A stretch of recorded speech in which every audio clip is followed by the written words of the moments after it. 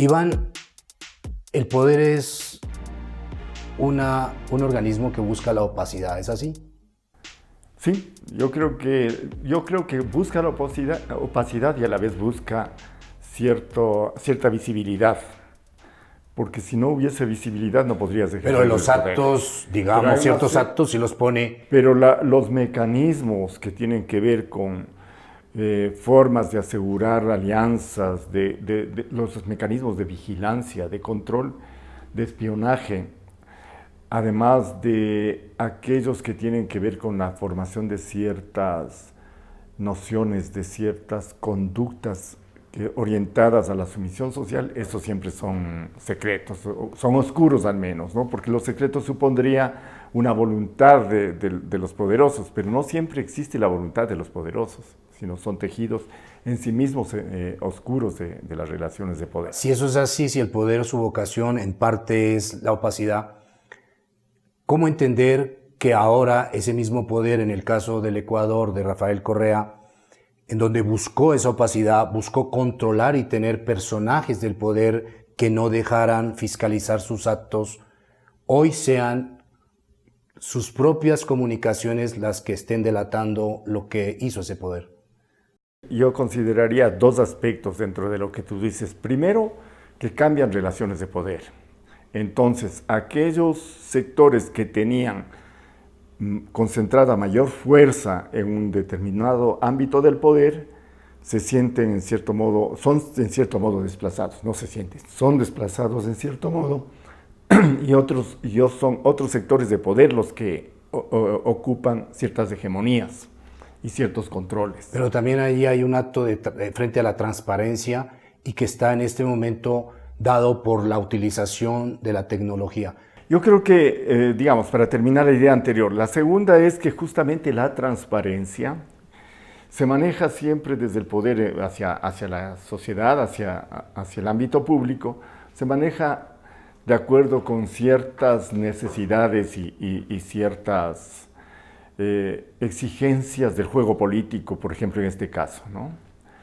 Si la corrupción, por ejemplo, son procesos los de la corrupción que permean en general todas las formas de las relaciones de poder a lo largo de la historia. No es algo que se da específicamente en el caso del Ecuador, por ejemplo, con Rafael Correa, ¿no?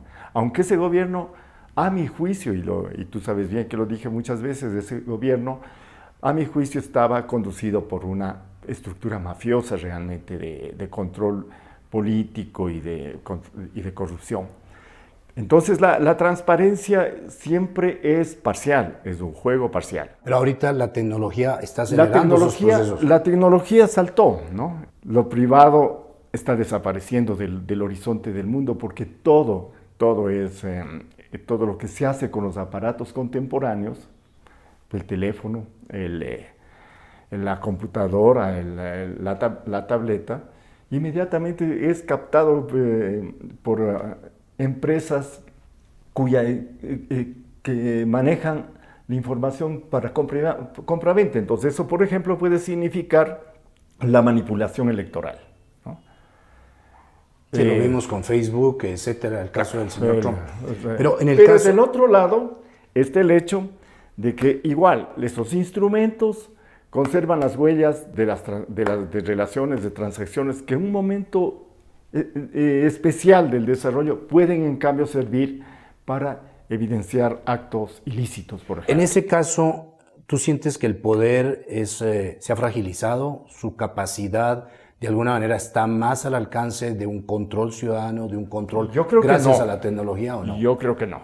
Yo creo que no, porque el control de estos instrumentos tecnológicos no está en manos de la ciudadanía. Es decir, en los casos que, por ejemplo, tú indicas, es muy raro que surja del ciudadano común una denuncia que conduzca a poner en evidencia una situación, por ejemplo, los papeles de Panamá. Es un grupo que requiere cierto poder económico, político, para poder manejar el acceso a datos, lo que permite que salte la evidencia de la corrupción vinculada. Bueno, pero fue la prensa la que hizo eso. Sí, pero la prensa es un poder. Pero es un poder que puede estar del lado de la ciudadanía. Es un poder que puede estar del lado de la ciudadanía, y ahí está el punto, que puede estar del lado de la ciudadanía. En este caso estuvo. Es decir, se parte del hecho de que la prensa debería estar del lado de la ciudadanía, pero eso no necesariamente es así. Por el contrario, son sectores muy específicos y en cierto modo minoritarios de los aparatos que controlan los medios los que pueden hacer esas acciones y que requieren apoyos también de poder, ¿no es cierto? Porque solos no podrían. Si pudiéramos hacer una analogía con lo que escribió Orwell en 1984, ¿no es cierto? Este ciudadano absolutamente controlado por un poder, podríamos pensar que en este momento el juego es un poco más equilibrado, porque también el poder, ese poder que controlaba, puede ser también diseccionado y puede ser investigado, y en este caso puede también tener que dar cuentas de sus actos. A ver, el punto estaría, a mi juicio, en otra parte. 1984 es obviamente una obra literaria de ficción, y lo que hace una obra literaria de ficción como la de Orwell es colocar una distopía, por lo tanto un extremo que no necesariamente es así en la realidad. Es decir, la realidad siempre presenta fracturas, el poder siempre ha presentado fracturas. Entonces, el punto de preocupación estaría más bien en qué capacidad crítica emana de los individuos, de los sujetos, en los distintos momentos, en los distintos ámbitos. Es decir, frente a una acción como la de Cambridge Analytica en el caso de las elecciones de Trump, hay toda una parte de la población que reacciona en contra, pero hay una masa de millones de esclavos que siguen las instrucciones el manejo de los datos de una empresa como esa. Bueno, pero esa manipulación fue descubierta y hubo un ciudadano que puso una demanda. Es decir, el descubrimiento y las demandas, el descubrimiento, las demandas son posibles, pero eso no quita que el poder actúe con el poder político como el poder económico que te lleva a comprar cosas innecesarias, o el poder de estas ficciones que hace que la gente esté metida en Instagram tratando de ver fotografías al infinito de influencers. Todo eso es demencial, pero son formas de control de la conducta humana que están ahí.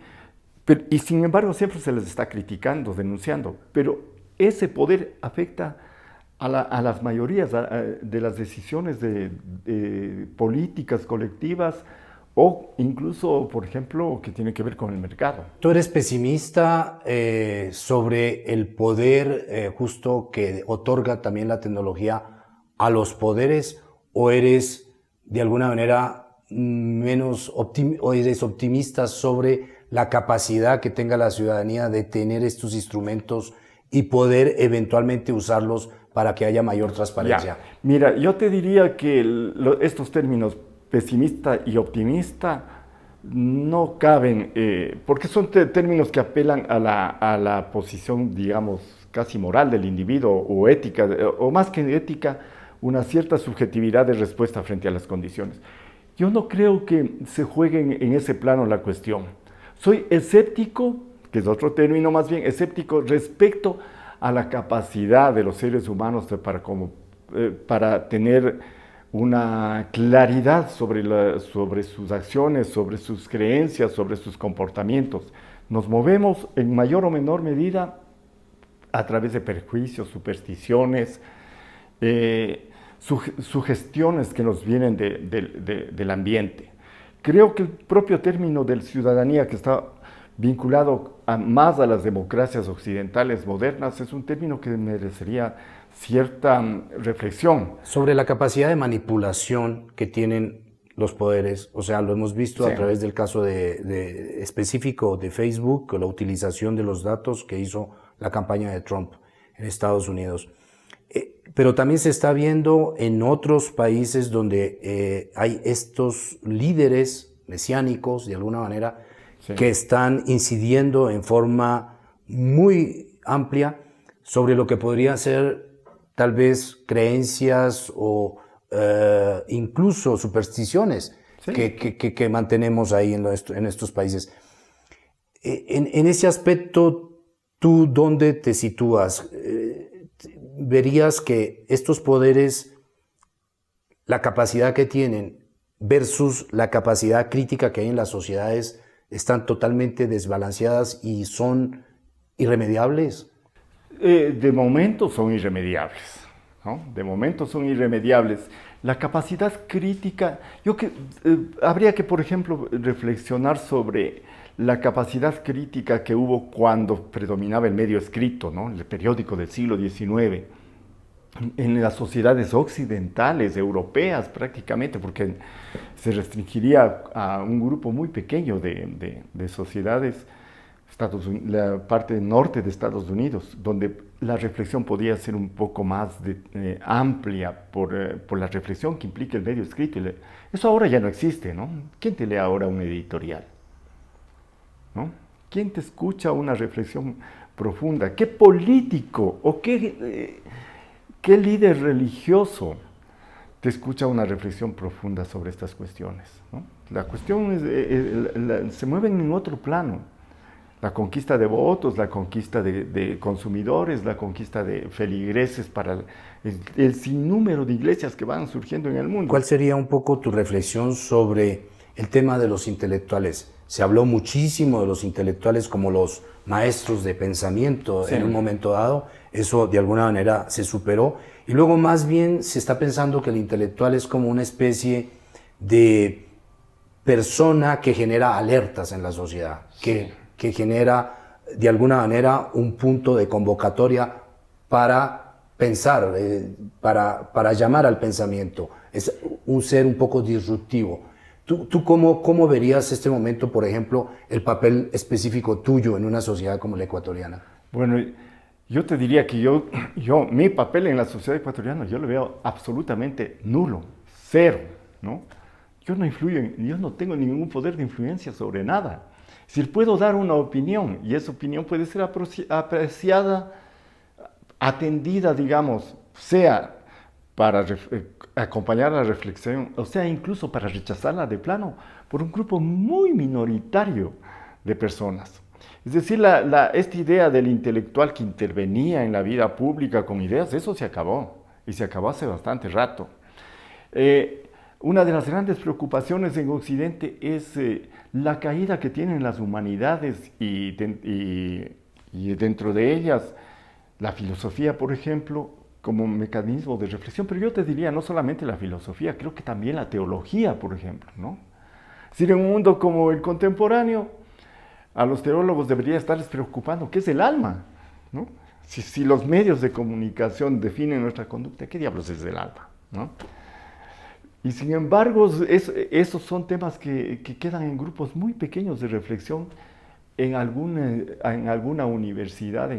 Aquí en el Ecuador no hay movimiento intelectual, ¿no? El hecho de que hayamos tenido los ministros de cultura que hemos tenido, no estoy diciendo el actual, porque habrá que esperar, pero los ministros de cultura que hemos tenido son evidencia de la absoluta, del presidente de la Casa de la Cultura, los dirigentes públicos eso pone en evidencia la caída total del ámbito intelectual. Y en el Ecuador, personalmente, yo creo que no tenemos ningún papel. Pero ¿cuál es la concepción que tú mismo haces sobre tu trabajo? Claro, bueno, en cuanto se refiere a mi trabajo, yo te diría que finalmente al haber surgido generacionalmente un momento en que había que poner ciertos elementos críticos en juego, con respecto a la configuración política, había un plano de reflexión que ya no funciona más, ¿no? Y ese plano de reflexión que no funciona más, sin embargo, no puede cortarse porque sigo viviendo, ¿no? Entonces, las reflexiones que yo puedo hacer, de hecho, por ejemplo, tú sabes que tenemos este pequeño periódico, Trashumante, ¿no? Son reflexiones para una minoría muy pequeña que puede seguirnos, ¿cierto? Entonces es lo que podemos hacer. Quizás yo me equivoque en otros aspectos. Por ejemplo, podría quizás examinarse un aspecto de una intelectualidad circunscrita a ciertas luchas contemporáneas, ¿no? La lucha de las feministas, ¿no? De los feminismos en general, más que de las feministas. Las luchas de sectores de la sociedad que creen que sus peculiaridades, sus particularidades han sido, sus derechos han sido conculcados. Y ahí, de hecho, existe cierta expresión de necesidades de cambios sociales, pero si se los ve, no están sujetos a un profundo debate en el país. Es un poco paradójico porque tú estás diciendo el intelectual finalmente no tiene el alcance, no tiene la capacidad de comunicar lo que está haciendo, pero sin embargo es fundamental el papel del pensamiento. Y en él están inscritos los intelectuales. Claro, es decir, el papel del pensamiento este rato, digamos, yo creo que hay una intelectualidad a nivel global, ¿no? Una intelectualidad que está además vinculada con aspectos muy fuertes del conocimiento científico, ¿no? Hay dificultad a nivel universal, a nivel planetario, hay dificultad para un proceso necesario de reflexión, porque además esa dificultad nace de las propias condiciones del desarrollo de la tecnología contemporánea. Todavía no estamos preparados para pensar más allá de esa tecnología e influir en el conjunto de las relaciones de poder a nivel mundial, ¿no? Entonces, lo vemos en el cambio climático, ¿no? Se toman decisiones que no se las respeta. La influencia es lenta sobre las sociedades, sobre sectores de las sociedades, pero la marcha de la adversidad para la especie humana es vertiginosa.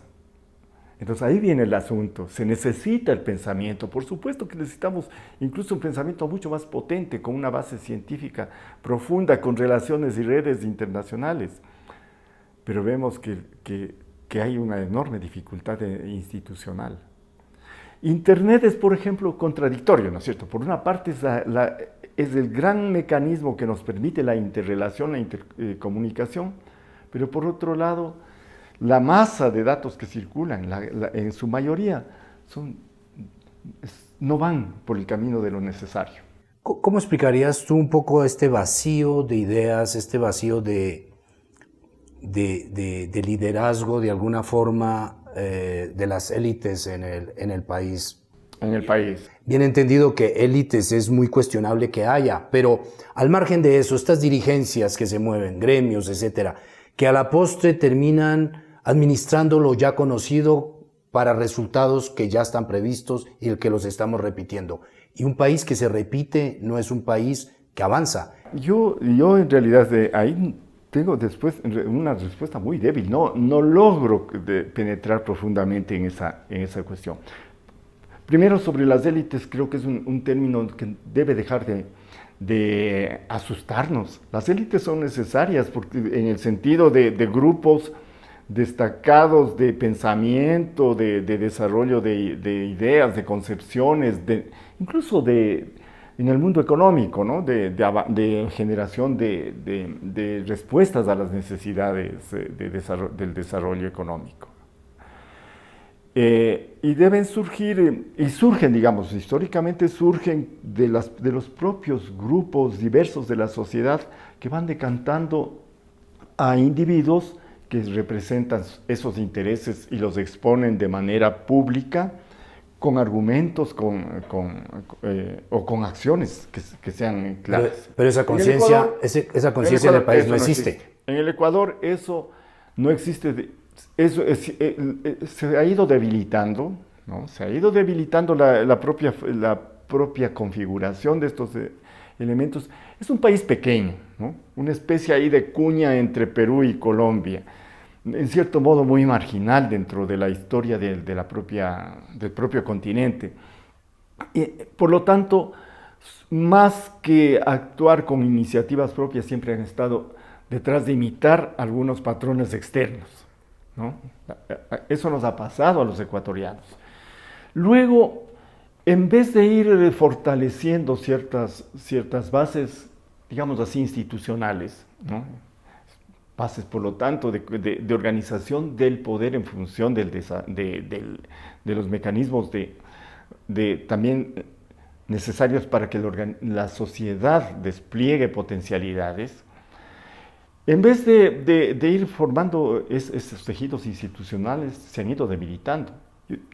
Tú sabes que yo he trabajado mucho en el ambiente universitario y lo que puedo decir es de que el ámbito universitario, en vez de irse fortaleciendo desde los años 60, se fue debilitando en sucesivos momentos, pese a acciones interesantes y propuestas interesantes de múltiples sectores que fueron apareciendo a un lado y otro.